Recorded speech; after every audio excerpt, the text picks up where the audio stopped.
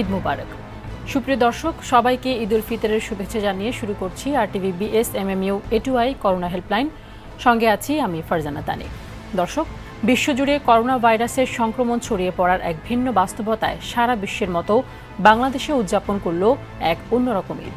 Corona ছড়িয়ে পড়ার নিয়ন্ত্রণে নিষেধাজ্ঞা ছিল গণজমায়েতে, এবার ঈদগাহে হয়নি ঈদের জামাত, ছিল না বাড়ি বাড়ি গিয়ে আনন্দ ভাগ করে নেবার চিরাচরিত আনন্দ। মানুষ ঘরে বসেই পালন করেছেন ঈদ, কিন্তু তাতেও থেমে থাকেনি কোভিড-19-এর সংক্রমণ। বাংলাদেশে ৮০তম দিনে ২৪ ঘন্টার হিসেবে ৫,৪০৭ জনের করোনা পরীক্ষা করে পজিটিভ পাওয়া গেছে ১,১৬৬ জনের। মৃত্যু হয়েছে ২১ জনের। দেশে সব মিলিয়ে আক্রান্তের সংখ্যা দাঁড়িয়েছে ৩৬,৭৫১ জনে। মৃতের সংখ্যা ৫২২ জন। দর্শক, করোনার এই মহা দুর্যোগে সুরক্ষিত থাকতে হলে স্বাস্থ্যবিধি মেনে থাকতে হবে ঘরে। ঘরে থাকার এই সময়টায় আপনাদের সবার কাছে স্বাস্থ্য বিষয়ক জরুরি তথ্য পৌঁছে দেবার পাশাপাশি করোনা নিয়ে আপনাদের নানান প্রশ্নের উত্তর দিতে BSMMU থেকে আজও রয়েছেন দুজন বিশেষজ্ঞ চিকিৎসক। সাথে রয়েছেন বঙ্গবন্ধু শেখ মুজিব মেডিকেল বিশ্ববিদ্যালয়ের জেনারেল সার্জারি বিভাগের সহযোগী অধ্যাপক ডাক্তার আরিফ সালাম খান। এবং আমাদের সঙ্গে আরও যুক্ত হবেন বঙ্গবন্ধু শেখ মুজিব মেডিকেল বিশ্ববিদ্যালয়ের শিশু কার্ডিওলজি বিভাগের চেয়ারম্যান এবং গবেষণা ও শিক্ষা বিভাগের প্রো ভাইস চ্যান্সেলর অধ্যাপক মোহাম্মদ জাহিদ হোসেন। দর্শক, জানিয়ে রাখতে চাই, আপনাদের মতামত, অভিযোগ, প্রশ্ন শোনার জন্য আরটিভির টেলিফোন, ফেসবুক, মেসেঞ্জার আছে অবারিত। বিস্তারিত দেখুন স্ক্রলে এবং স্ক্রিনে। BSMMU থেকে বিশেষজ্ঞ সেবা পেতে সকাল ৯টা থেকে বিকেল ৫টা পর্যন্ত ফোন করুন ০৯-৬১১-৬৭৭৭ নম্বরে। চলে যাচ্ছি মূল আলোচনায়। শুরুতেই অধ্যাপক মোহাম্মদ জাহিদ হোসেন এবং ডাক্তার আরিফ সালাম খান, আপনাদের মাধ্যমে সারা দেশের ডাক্তারদের শ্রদ্ধা জানাতে চাই। ঈদের আনন্দ উৎসব ছুটি বিসর্জন দিয়ে আপনারা রোগীদের সেবা দিয়ে যাচ্ছেন, আপনাদেরকে আন্তরিকভাবে ধন্যবাদ জানাচ্ছি। আমি শুরুতেই ডাক্তার আরিফ সালাম খান, আপনার কাছে জানতে চাইব যে করোনার বাস্তবতায় এই ঈদের সময় সাধারণ মানুষের জরুরি স্বাস্থ্যসেবা কতটুকু নিশ্চিত হচ্ছে, আর ঈদের এই সময়টাতে জরুরি বিভাগ এবং করোনা চিকিৎসা ও পরীক্ষা কি নিয়ম মাফিক চলছে? জি, আসলে করোনার সময় তো আমরা জরুরি চিকিৎসা ছাড়া অন্যান্য চিকিৎসাগুলো আসলে এই মুহূর্তে চলছে না, কিন্তু জরুরি চিকিৎসা এবং জরুরি প্রয়োজনের যে সমস্ত পরীক্ষা নিরীক্ষা সেগুলো ঠিক মতোই হচ্ছে।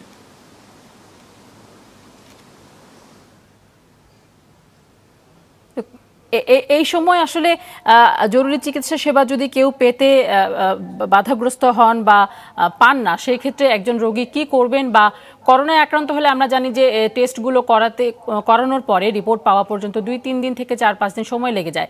এই সময়টিতে আসলে একজন রোগী কি ধরনের ব্যবস্থা নেবেন? আসলে এটা বোধহয় সরকারি ব্যবস্থা করছে যে যদি কোনো রোগী ভর্তি হতে না পারে, সরকারের একটা ডিজি অফিসের হটলাইন আছে যেখানে যোগাযোগ করতে হবে। সেখানে যোগাযোগ করলে ডিজি অফিস থেকে এটা ব্যবস্থা করে দিবে। ডিজি অফিসেরই হটলাইন আছে ভর্তি সংক্রান্ত কাজের জন্য। যদি কোনো রোগীকে কোনো হসপিটাল ভর্তি করতে না চায়, তখন সেই হটলাইনগুলোতে যোগাযোগ করলে ডিজি অফিস সেটা ব্যবস্থা করে দিবে। সেরকম একটা নোটিশ তো পত্রিকাতেও আসছে, ইয়েতেও আসছে। জি, ধন্যবাদ আপনাকে। আমাদের সঙ্গে ইতিমধ্যে যুক্ত হয়েছেন ডাক্তার মোহাম্মদ জাহিদ হোসেন। আমি আপনার কাছে জানতে চাইব, করোনার কারণে এবছর ভিন্ন রকম একটি ঈদ দেখলো বাংলাদেশ। অধিকাংশ মানুষই নিয়ম মেনে ঘরে বসে ঈদ পালন করলেও অনেককেই দেখা গেছে কিন্তু বাইরে এসে উৎসবে অংশ নিতে। তো ঈদের আগে গ্রামের বাড়িতেও যেতেও দেখা গেছে অনেককে, এবং এর কারণ কি বলে আপনারা মনে করছেন, আর দেশে এর কি রকম প্রভাব পড়তে পারে এবং সেটা কোন সময়ের দিকে? এটা তো অনেকভাবেই আলোচনা হয়েছে। আপনারা জানেন যে সারা পৃথিবীতে এই করোনা কোভিড-19 যে ভাইরাস সংক্রমণ রোগ, এটা প্রতিরোধের জন্য লকডাউন করা হয়েছে। তো এই শিথিলতার কারণে যেহেতু আপনারা দেখছেন যে মানুষ যখন বাড়িতে গেছে তারা কোনো ডিস্টেন্সিং মেনটেন করেনি, অনেকের মুখে মাস্কও ছিল না, এবং তারা ঢাকার থেকে বা বিভিন্ন শহর থেকে তারা গ্রামের বাড়িতে গেছেন। এর ভিতর যদি সংক্রমিত কেউ থেকে থাকে, তাহলে সেখান থেকে তিনি যেখানে গ্রামে যাবেন বা বাড়িতে যাবেন সেখানকার লোকজন সংক্রমিত হওয়ার সম্ভাবনা আছে। বা ফেরি বাসে যেখানে গেছেন, যেখানে ডিস্টেন্সিং মেনটেন করেন নাই, সেখানে সংক্রমিত হওয়ার সম্ভাবনা আছে। এবং একটা জিনিস আপনারা লক্ষ্য করছেন যে আমাদের সংক্রমণ হার আগের থেকে বাড়ছে, সুতরাং এই জিনিসটার একটা ক্ষতিকর প্রভাব তো পড়তে বাধ্য বলে আমরা মনে করি। এই যে সংক্রমণের হার এবং মৃত্যুর হার যে বাড়ছে, এটাকে আসলে আপনারা কতটা গুরুত্ব দিয়ে দেখছেন, বা এটা আসলে কতটা ভয়ঙ্কর দিকে এগোচ্ছে? না, এটা তো সারা পৃথিবী আপনি দেখছেন যে এই যে সংক্রমণ এবং মৃত্যু, এটা আমেরিকা, ইউরোপ থেকে শুরু করে সারা পৃথিবী, রাশিয়া, চায়না এবং টেলিভিশনে প্রতিদিন আপনারা দেখছেন যে সবাই এই জিনিসটা অত্যন্ত গুরুত্ব দিয়ে দেখছে। কারণ হলো যত সংক্রমণ হবে মৃত্যুও তত বেশি হবে। আর একটা জিনিস হলো যে রোগীর সংখ্যা যদি বাড়ে, আপনি দেখছেন যে একটু আগে আপনি প্রশ্ন করলেন যে অনেক সময় হাসপাতালে আপনার এই ভর্তি করার জন্য যে সমস্ত নির্দিষ্ট করোনা ভাইরাসের নির্দিষ্ট করা আছে, অনেক হসপিটাল দেখা গেলো যে সেখানে এখন মানে বেড সংখ্যা পাওয়া যাচ্ছে না। আবার যার ফলে এই যত ইনফেকশন হবে রোগীর তত মানে মৃত্যুর হার তত বাড়বে। ন্যাচারালি এইটা থেকে তো আমাদের অবশ্যই অত্যন্ত গুরুত্ব দিয়ে দেখতে হবে। জি, আমাদের ফেসবুকে একজন দর্শক প্রশ্ন করেছেন, হাসান মিয়া নামের দর্শক জানতে চেয়েছেন, করোনা পরীক্ষার জন্য স্যাম্পল দেওয়ার পর ফলাফল আসে 3 থেকে 4 দিন পর, এটা আমাদের জন্য কতটুকু ঝুঁকিপূর্ণ? সাধারণত আমি 3 থেকে 4 দিন পরে পাওয়ার অভিজ্ঞতাটা আমার নাই। আমি বঙ্গবন্ধু শেখ মুজিব মেডিকেল বিশ্ববিদ্যালয়ে আসি, আমাদের এখানে সাধারণত কয়েক ঘন্টা পরে দেওয়া হয়, না হলে অন্তত পরের দিন দিয়ে দেওয়া হয়। সুতরাং কয়েকদিন পরে যদি রিপোর্টটা আসে সেক্ষেত্রে তো রোগীর তো অসুবিধাই হইতে পারে। কারণ যেই রোগী ধরেন কোভিড-19 না, তার চিকিৎসাটা এক জায়গায় হবে, আর যদি কোভিড-19 পজিটিভ তার রোগীটা আরেক জায়গায় হবে। ন্যাচারালি এখানে তো একটা বিলম্বের কারণে দুই ধরনের রোগীরই একটা অসুবিধা হতে পারে।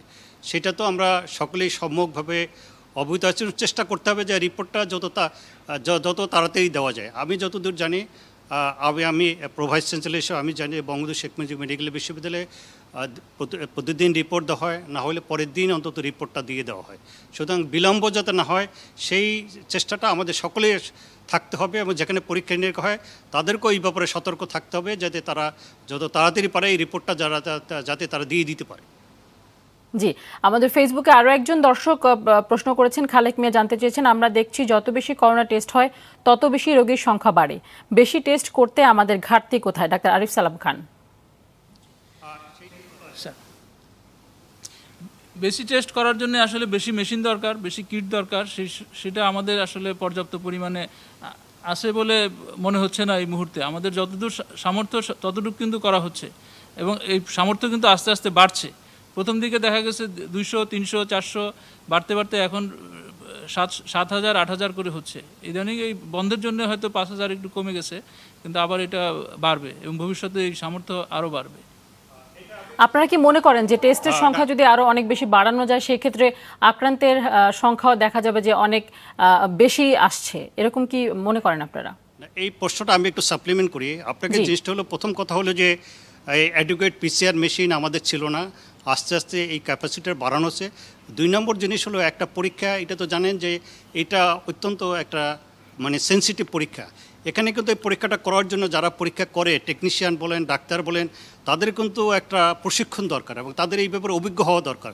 আমাদের কিন্তু এখন এই পিসিআরটা করার জন্য কিন্তু যথেষ্ট সংখ্যক টেকনিশিয়ান নাই, যার ফলে আমরা কিন্তু আজকে যে জাতীয় যে পরামর্শ কমিটি আছে তারাও কিন্তু সরকারকে পরামর্শ দিচ্ছে যে এই টেকনিশিয়ানদের প্রশিক্ষণ করার জন্য মেশিন যেমন একটা ফ্যাক্টর, সেখানে মেশিনের সাথে যিনি পরীক্ষা করবেন তার যে এই পরীক্ষাটা করার যে মানে টেকনিক্যাল যে জ্ঞান এবং অভিজ্ঞতা সেটা কিন্তু গুরুত্বপূর্ণ।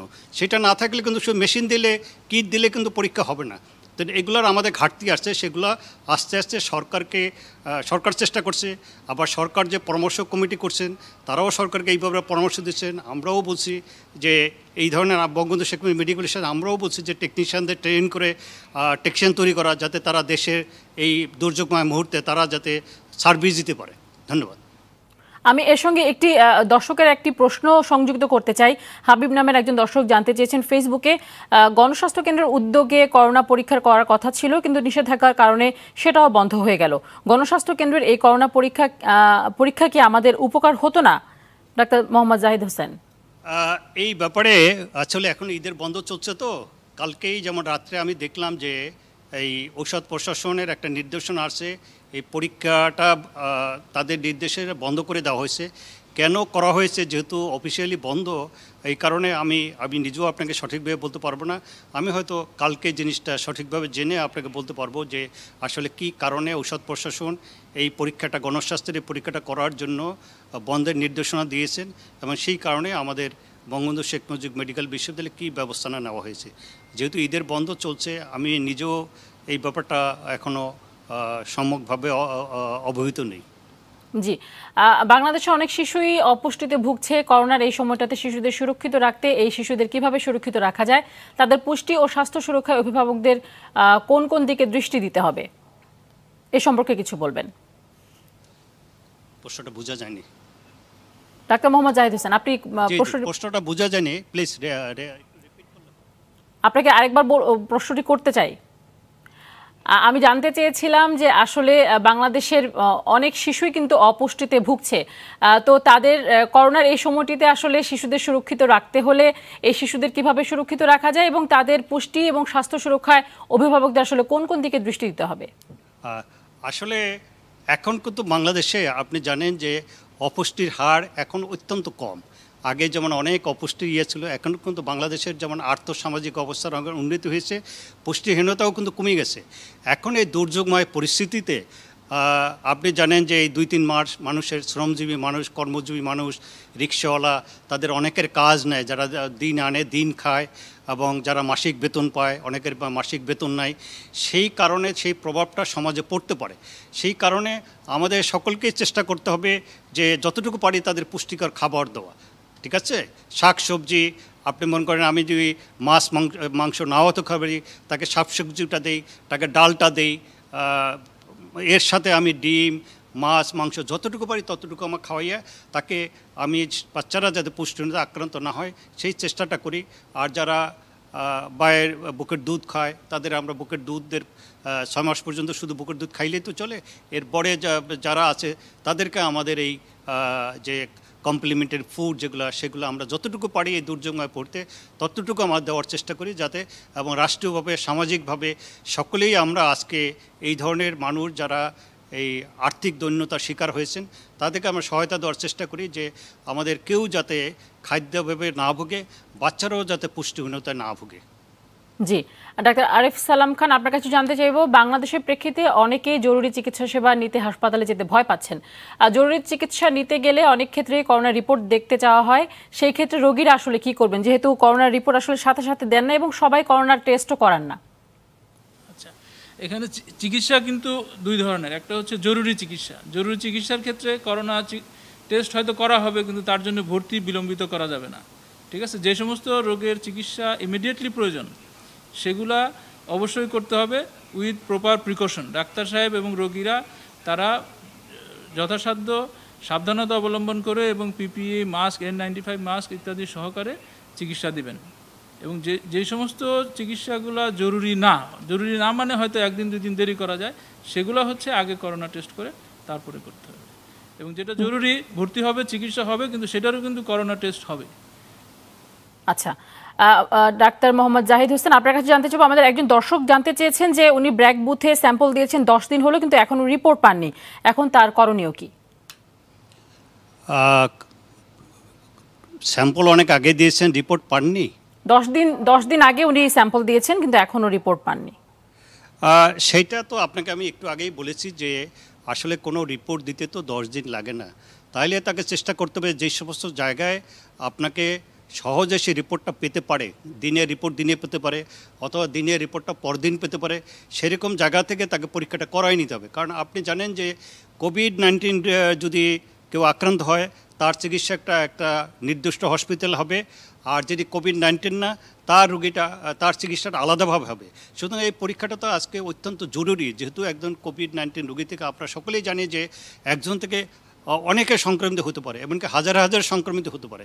সুতরাং সেইটা মাথায় রেখে ওনার জন্য পরামর্শ হলে যেই সমস্ত হসপিটালে আপনার দিনে দিনে রিপোর্ট পাওয়া যায়, অন্তত দিনে দিন না পেলেও পরের দিন পাওয়া যায়, সেখানে একটু জরুরি ভিত্তিতে পরীক্ষাটা করে তার চিকিৎসার ব্যবস্থা করতে হবে। ধন্যবাদ। জি, ধন্যবাদ আপনাকে। আমাদের ফেসবুকে আরও একজন দর্শক জানতে চেয়েছেন, শরীফুদ্দিন লিমন নামের দর্শক জানতে চেয়েছেন, করোনা ভাইরাস একটি মৃতদেহে কতক্ষণ বেঁচে থাকতে পারে, এটার কোনো বৈজ্ঞানিক ব্যাখ্যা আছে কিনা? ডাক্তার আরিফ সালাম খান। আসলে মৃতদেহের কতক্ষণ বেঁচে থাকতে পারে সেটা কিন্তু অতটা ইম্পর্টেন্ট না, কারণ মৃতদেহ তো আর ভাইরাস ছড়াতে পারছে না। ঠিক আছে, ভাইরাস সাধারণত ছড়ায় হচ্ছে হাঁচি কাশির মাধ্যমে। সুতরাং মৃতদেহ আমরা মাটিতে আয়দার কবর দিই, অথবা যারা অন্য ধর্মাবলম্বী আছে কেউ কেউ পুড়িয়ে ফেলে। সুতরাং মৃতদেহ কতক্ষণ জীবিত থাকে সেটা কিন্তু মোটেই ইম্পর্টেন্ট না। ইম্পর্টেন্ট হচ্ছে যে তাকে আমরা কিভাবে সমাধিস্থ করব এবং সমাধিস্থ করার সময় যারা থাকবে তারা যেন প্রিকশনটা নিয়ে নেয়। আর একটা জিনিস ইম্পর্টেন্ট, সেটা হচ্ছে ভাইরাস কিন্তু আসলে এখন জীব না জড় সেটা নিয়ে একটা সমস্যা আছে। ভাইরাস কিন্তু পুরোপুরি জীবিত না, এটা জীবিত কোষের সংস্পর্শের বাইরে এটার কোনো কাজই করতে পারে না। সুতরাং এটাকে ফাংশনালি অ্যাক্টিভ হইতে হলে জীবিত কোষের সংস্পর্শে আসতে হবে। সেটা হলো যে ভাইরাস সাধারণত আপনার বলে কেউ বলছে 2 ঘন্টা 4 ঘন্টা, আবার বলছে যে প্লাস্টিক এবং স্টিলে তারা 72 ঘন্টা পর্যন্ত তারা সক্রিয় থাকতে পারে। প্লাস্টিকও এরকম 24 ঘন্টা 48 ঘন্টা বিভিন্ন ইসে বলা হয়েছে যে স্টিলে সবচেয়ে বেশি থাকে। যেমন একটা স্টেনলেস স্টুলে সেটার সাথে যদি আপনার নাকের সেলেসা লাগে, মুখের লালা লাগে, তাহলে এটা 72 ঘন্টা পর্যন্ত থাকতে পারে বলে বিভিন্ন সমীক্ষা এবং পরীক্ষায় বলা হয়েছে। ঠিক আছে, তো নর্মালি একটা ভাইরাস 2-4 ঘন্টার বেশি স্বাভাবিকভাবে জীবিত থাকতে পারে না। ঠিক আছে, কিন্তু বসে প্লাস্টিক এবং স্টিলে বিশেষ করে করোনা ভাইরাস এটা 72 ঘন্টা পর্যন্ত সক্রিয় থাকতে বলে কোনো কোনো ক্ষেত্রে দাবি করা হয়েছে। কেমন, সুতরাং এই জন্যই বলা হয় যে আপনি যে হাতের স্পর্শ বা প্লাস্টিক এগুলো যাতে আপনার আমাদের আসবাবপত্র থেকে শুরু করে আমাদের সমস্ত কিছু যাতে আমরা ডিসইনফেকশন করে নিই, যাতে এই সংক্রমণটা না হয়। জি, আমাদের সঙ্গে একজন দর্শক ফোনে অপেক্ষা করছেন, আমরা ফোনটা নিয়ে নিচ্ছি। হ্যালো দর্শক, কে আছেন সাথে? নাম বলে প্রশ্ন করবেন। মোহাম্মদ মাসুদ রানা বলছিলাম। জি বলুন। আমার সমস্যাটা হলো আজকে 3 দিন যাবত কাশি এবং দুপুর থেকে জ্বর আসছে, শরীর হাত পা ব্যথা করে এবং মাথা উদ্বেগ করে। আমি এইচ প্লাস খাইছি আর কি, এইচ প্লাস খাচ্ছি আর কি। আজকে জ্বর এসেছে আপনার? হ্যাঁ, আজকে জ্বর আসছে, এইচ প্লাস খাচ্ছি। আর যে মন্টিন 10 আছে না? জি, আপনি জ্বর মেপেছেন? কত আছে আপনার জ্বর? হ্যাঁ মেপেছি, এই মাত্র মেপেছি। জ্বর আমার 100-র উপরে আছে, 102-3। জি জি, আপনি থাকুন আমাদের সাথে। ডাক্তার মোহাম্মদ জাহিদ হোসেন, আপনি কি শুনতে পেয়েছেন দর্শকের প্রশ্ন? হ্যাঁ, বুঝতে পারছি। উনি বলছে যে ওনার জ্বর আছে, কাশি আছে। প্রথম কথা হলো যে জ্বর কাশি তো করোনা ভাইরাসের ছাড়াও আমাদের হইতে পারে। মূল কথা হলো যেহেতু এখন করোনা সংক্রমণ হচ্ছে, সবার ভিতরে একটা ভীতি কাজ করছে যে জ্বর কাশি হইলেই মনে আমার করোনা হয়ে গেছে। সুতরাং সবার তো আর করোনা না। সেই জন্য একটা হলো যে ওনার যদি শ্বাসকষ্ট না হয়ে থাকে তাহলে উনি ধরেন এই জ্বরের জন্য প্যারাসিটামল খেতে পারে, একটু ঠান্ডার জন্য অ্যান্টিহিস্টামিন খেতে পারে, আর যদি কাশির জন্য অ্যান্টিবায়োটিক খেতে পারে। আমরা অ্যাজিথ্রোমাইসিন যেমন করোনাতে দেওয়া হয়, প্রোফাইলেকটিক দেওয়া হয়, আবার আমরা চিকিৎসার জন্য দিই, বা এই যেহেতু অ্যান্টিবায়োটিক খেতে পারে। যদি সে মনে করে যে না আমার কাশিটা কমছে না বা আমার শ্বাসকষ্টতে, সেই ক্ষেত্রে তাকে অবশ্যই করোনার পরীক্ষা করাই নিতে হবে, যেহেতু এখন করোনার সংক্রমণের চিন্তা সবার মনে আছে। প্রথমে হলো যে তার যদি শ্বাসকষ্ট না হয় তাহলে সে ওয়েট করতে পারে। আর যদি মনে করে যে না আমার কাশিটা বেড়ে যাচ্ছে, আমার শ্বাসকষ্ট হয়েছে, তাহলে পরামর্শ হলো যে তাকে সে যাতে করোনার পরীক্ষাটা করে নেয়। যদি সে নেগেটিভ হয় তাহলে স্বাভাবিক ঠান্ডা কাশি সেটা চিকিৎসা করবে, আর করোনা পজিটিভ হলে তখন সে করোনার যেখানে চিকিৎসা হয় সেখানে সে ভর্তি হয়ে চিকিৎসা নেবে। আর শ্বাসকষ্ট না হলে দরকার হলে সে বাসায়ও চিকিৎসা নিতে পারে। সেই ক্ষেত্রে কতদিন অপেক্ষা করবেন? জি, সেই ক্ষেত্রে যদি শ্বাসকষ্ট না হয়, অন্য সিম্পটমগুলো থাকে, সেই ক্ষেত্রে আসলে কতদিন অপেক্ষা করবেন একজন রোগী? শ্বাসকষ্ট না হলে সে পুরোপুরি বাসায় থাকতে পারে। কারণ আমি আপনাকে বলি যে করোনা ভাইরাসে কী বলা হচ্ছে যে 80% মাইল্ড হয় এবং 15% সিভিয়ার হয়, 5% মাত্র ক্রিটিক্যাল হয়। তা 80% বাসায় থেকেই চিকিৎসা নিতে পারে। তার যদি এই কষ্টটা যদি বেড়ে না যায়, সে বাসায় থেকে 80 জন তার বাসায় থেকে চিকিৎসা নিতে পারে। শুধুমাত্র 15% যাদের শ্বাসকষ্ট হয় বা সিভিয়ার হয় তাদেরই হসপিটালে ভর্তি হওয়া দরকার। আর ক্রিটিক্যাল যাদের অনেক অক্সিজেন লাগছে, ভেন্টিলেটর সাপোর্ট লাগছে, এই ধরনের ক্রিটিক্যাল রোগী তাদেরই শুধু এই 20% রোগীর হসপিটালে ভর্তি দরকার। 80% রোগীর কিন্তু হসপিটালে ভর্তির দরকার নেই। জি, আমাদের ফেসবুকে আরও একজন দর্শক প্রশ্ন করেছেন, হাবিব ব্যাপারী নামে দর্শক জানতে চেয়েছেন ওনার স্ত্রীর 3 দিন ধরে জ্বর, পাতলা পায়খানা, হাঁটু ব্যথা এবং শরীর দুর্বল, ওনার এখন করণীয় কি? ডাক্তার আরিফ সালাম খান। জি, একটু আগে স্যার যেটা বললেন আসলে চিকিৎসাটা ওই রকমই। আপনি জ্বরের জন্য প্যারাসিটামল জাতীয় ওষুধ খাবেন, যদি পাতলা পায়খানা হয় খাবার স্যালাইন খাবেন। আর যেহেতু এখন একটা প্যান্ডেমিক চলতেছে, করোনা টেস্টটা করা প্রয়োজন ওনার জন্য এবং ওনার আশেপাশে যারা থাকে তাদের জন্য, যাতে করোনা যদি পজিটিভ হয় তাহলে ওনাকে আইসোলেশনে থাকতে হবে, আর নেগেটিভ হলে স্বাভাবিক জীবনযাপন করবেন। আচ্ছা, আমি এর সঙ্গে আরো একটি প্রশ্ন যুক্ত করতে চাই। ফেসবুকে রিয়াদ মাহমুদ নামের একজন দর্শক জানতে চেয়েছেন, এক বাসার 3 জন করোনা পজিটিভ হলে তারা কি একই রুম শেয়ার করে থাকতে পারবে কিনা, নাকি আলাদা রুমে থাকতে হবে? এই ধরনের কি ধরনের কোয়ারেন্টিন মানতে হবে? ডাক্তার আরিফ সালাম খান। এক বাসায় যদি 3 জন পজিটিভ হয়, আমার মনে হয় 3 জন একসঙ্গে থাকলে তেমন একটা অসুবিধা হওয়ার কথা না। সেই ক্ষেত্রে তারা কি ধরনের কোয়ারেন্টিন মানবেন, বা কি ধরনের স্বাস্থ্য সুরক্ষা প্রয়োগ করবেন নিজেদের উপরে? সবাই সোশ্যাল ডিস্টেন্সিং মেনটেন করবেন এবং মাস্ক পরবেন, হ্যান্ড ওয়াশিং করবেন, কিন্তু যারা অন্যান্যরা যারা নেগেটিভ তারা কিন্তু এই 3 জন থেকে দূরেই থাকবেন। সেটা হলো যে 3 জন যদি আক্রান্ত হয়ে থাকে, বেটার হলো যে তারা আলাদা আলাদা রুমে থাকলে তাদের জন্য ভালো, এবং পরিবারের অন্যান্য সবার থেকে তারা টোটালি আলাদা থাকবে। তাদের খাবার প্লেট অবশ্য যদি তারা একটা আলাদা রুমে থাকে, তাদের খাবারটাও তারা আলাদা রুমে তারা প্লেটটা বাইরে দিয়ে দেবে, বা নিজে পরিষ্কার করে সাবান দিয়ে ভালো করে থাকতে পারে, সেইভাবে তারা বাসায় মেনটেন করতে পারে।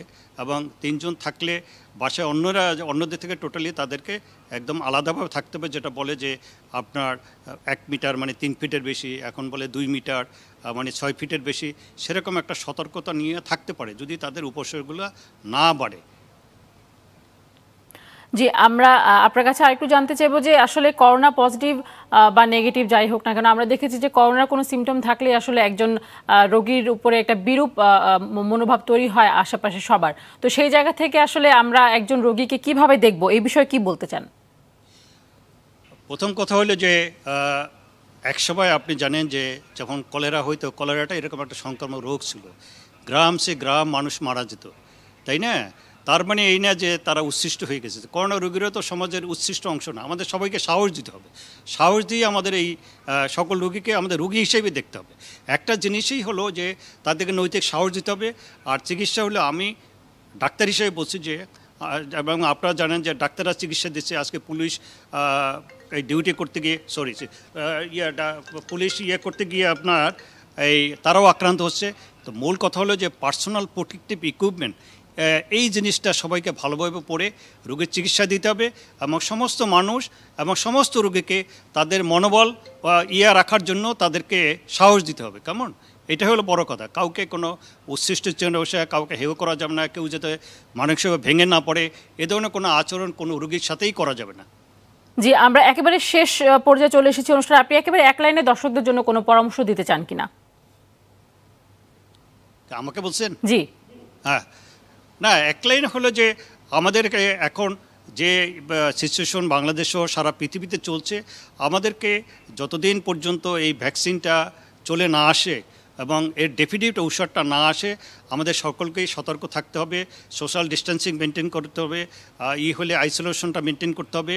এবং আর একটা জিনিস হলো যে আপনার এই যেখানে দরকার সেখানে আমরা এই পার্সোনাল প্রোটেক্টিভ ইকুইপমেন্টটা পরে আমরা রোগীর চিকিৎসা করব, বা যেখানে দরকার, যেমন পুলিশ বা অন্যান্য যারা কাজ করে, যেখানে রোগীর সংস্পর্শের সম্ভাবনা আছে, নার্স, টেকনিশিয়ান, সকলকে এই জিনিসটা, এই সতর্কতা অবলম্বন করতে হবে। আমরা যতদিন এই করোনা রোগ থেকে আমরা মুক্তি না পাই, এটাই হলো সারা দেশবাসীর জন্য, এইটাই হলো আমাদের বার্তা। একজন চিকিৎসক হিসেবে এটাই আমাদের বার্তা। জি, আপনাকে ধন্যবাদ। ডাক্তার আরিফ সালাম খান, একেবারে ছোট্ট করে দর্শকদের জন্য কোনো রকম পরামর্শ দিতে চান কিনা? আমরা দেখছি যে হাজার হাজার মানুষ আসলে বাইরে বের হয়েছে, তারা কোনো রকম স্বাস্থ্য সুরক্ষা মেনটেন করছে না এবং সামাজিক দূরত্ব, মাস্ক, গ্লাভস কিছুই ব্যবহার করছে না। তাদের জন্য স্পেশালি কি বলতে চান? হ্যাঁ, আমি আপনার কথাটাই বলতে চাই। আসলে অন্যান্য অনেক রোগের বাহক হচ্ছে মশা, মাছি, এদেরকে আমরা মেরে ফেলতে পারি, কিন্তু এই রোগটার বাহক হচ্ছে মানুষ। ঠিক আছে? তো মানুষ এই রোগটার বাহক হওয়ার কারণে মানুষকেই সাবধান হতে হবে, এবং সাবধানতা কিন্তু খুব কঠিন কিছু না। করোনা রোগের জন্য মাস্ক পরতে হবে, ঘন ঘন হাত ধুইতে হবে, এবং একটা নির্দিষ্ট দূরত্ব রাখতে হবে। এই অল্প কয়েকটা জিনিস মেনটেন করতে পারলে আমরা করোনাকে পরাজিত করতে পারবো। সুতরাং কয়েকদিনের জন্যই যদি আমরা একটু সাবধান থাকতে পারি, লোকজন জনসমাবেশে না যাই, তাহলে আশা করি আমরা এই করোনা সংকট উত্তীর্ণ হতে পারবো। জি, আপনাদের দুজনকে অসংখ্য ধন্যবাদ আমাদের অনুষ্ঠানে উপস্থিত হয়ে দর্শকদেরকে নানান রকম পরামর্শ দেওয়ার জন্য। দর্শক, আমরা আশা করব আপনারা সামাজিক দূরত্ব মেনে স্বাস্থ্য সুরক্ষাগুলো অবলম্বন করে ভালো থাকবেন। খুব বেশি প্রয়োজন ছাড়া ঘরের বাইরে বের হবেন না, ঘরে থাকুন, ভালো থাকুন। দর্শক, আজকে এই পর্যন্তই। অনুষ্ঠানটি প্রতিদিন রাত 9টায় সম্প্রচার হয়, দেখার আমন্ত্রণ রইল। আপনার প্রশ্ন, মতামত অথবা অভিযোগ লিখুন অথবা ভিডিও করে পাঠিয়ে দিন RTV করোনা হেল্পলাইনের মেসেঞ্জারে, আর দেখুন লাইভ অনুষ্ঠানে। সবাই ভালো থাকুন, সুস্থ থাকুন, নিজে নিরাপদ থাকুন, অন্যকেও নিরাপদ রাখুন।